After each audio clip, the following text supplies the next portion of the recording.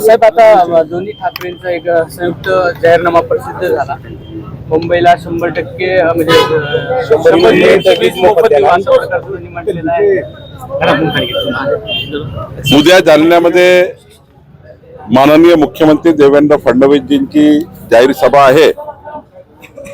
11 वाजता जालन्याला माननीय मुख्यमंत्री येत आहे आणि सोबतच जालन्यामध्ये माननीय रावसाहेब दानवेजी, बबनराव लोणीकरजी, कैलास गोरंट्यालजी, संतोष आबा दानवेजी, भास्कर आबा दानवेजी, आम्ही सर्व निवडणुकीची या ठिकाणी तयारी करतो आहे.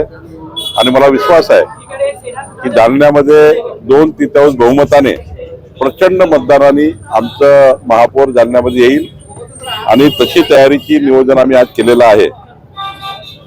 आपण जो प्रश्न विचारला, खरं तर उद्धवजींना जनतेने मुख्यमंत्री पाहिलेला आहे. उद्धवजी मुख्यमंत्री असताना केवळ 2 दिवस विधिमंडळ आणि मंत्रालयात आले. मुख्यमंत्री देवेंद्र फडणवीसजी आणि देवेंद्र फडणवीसजींनी केलेलं विकासाचं जे मॉडेल आहे ते कधी उद्धव ठाकरेजी पुढे नेऊ शकत नाही, उद्धव ठाकरेजी करू शकत नाही. आणि म्हणून मला असं वाटतं की एकीकडे मुंबईला जगातलं सर्वात सुविधायुक्त सुंदर शहर, भारतातलं सर्वात विकसित शहर आणि मुंबईचा विकसित 2047चं मॅप विजन जे देवेंद्रजींनी केलं आहे. आणि देवेंद्रजी आणि आमची महायुती एकनाथ शिंदेजी सर्वांवर मुंबईचा विश्वास आहे.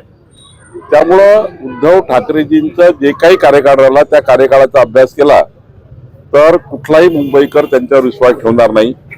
किती खोटारड्या घोषणा केल्या तरी खोटारड्या घोषणा आहे ते लोकांना माहिती आहे. त्यामुळे मला असं वाटतं उद्धव ठाकरेजींनी केलेला जाहीरनामा किंवा त्यांनी दिलेलं आश्वासनं, हे आश्वासनं फेक आहेत, काहीच पूर्ण करणार नाही. आणि तसं मोफत वगैरे वीज द्यायचा अधिकार हा महानगरपालिकेचा नाही. खोटारड्यात आश्वासन त्या ठिकाणी दिले गेले आहेत, कधीच पाडू शकत नाही असे आश्वासन दिले गेले आहे. 25 वर्ष महापौर पदावर राहूनही जे लोक मुंबईला पुढे नेऊ शकले नाही, मुंबईला पुढे नेण्याकरता देवेंद्र फडणवीसांनाच यावं लागलं. खरं तर अशा लोकांवर मुंबईची जनता विश्वास ठेवणार नाही.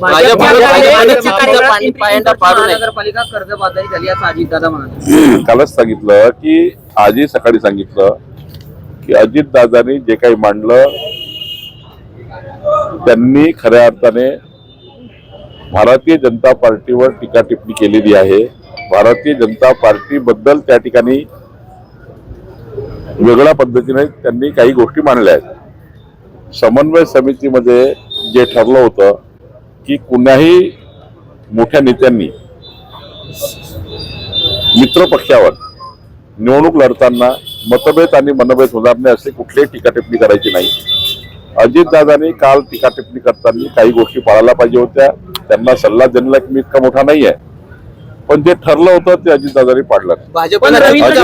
अजितदादांनी कालच्या चर्चेमध्ये मित्र पक्षावर कुठला आरोप लावणार नाही अशी जी स्पष्टता आणली होती आमच्या समन्वय समितीत, ती त्यांनी तोडलेली आहे. मला एवढीच विनंती आपल्या माध्यमातून अजितदादाला करायची आहे की मित्र पक्षाचं सरकार असताना, आपण सोबत एकंदरीत सरकार चालतो असताना किमान वरिष्ठ नेत्याकडनं अशा वक्तव्याची त्या ठिकाणी काळजी घेतली पाहिजे असं मला वाटतं.